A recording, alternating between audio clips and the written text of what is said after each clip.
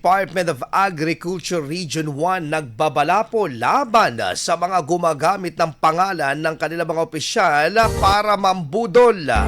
Para sa detalye ng balitang yan, kasama natin Idol Aaron Navelgas. 104.7 IFM Report.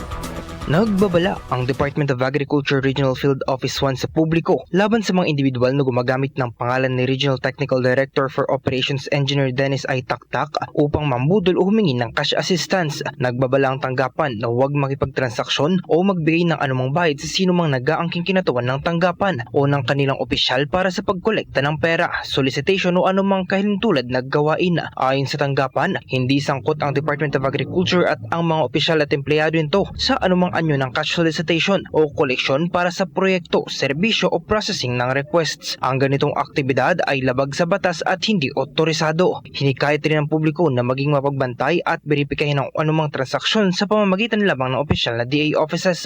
Ang mga nabiktima o nakatanggap ng ganitong modus ay inaanyayahan na agad i-report sa pinakamalapit na police station at ipagbigay alam sa DARFO 1 para sa karampatang aksyon. Ipinaalala ng DARFO 1 na para sa opisyal na impormasyon at transaksyon, makipag-ugnayan lamang sa otorisadong tanggapan at opisyal na communication channels. Kasama mo sa IFM News Tagupan, Idol Aaron Navelgas sa TAK IFM. IFM News. IFM News. IFM News.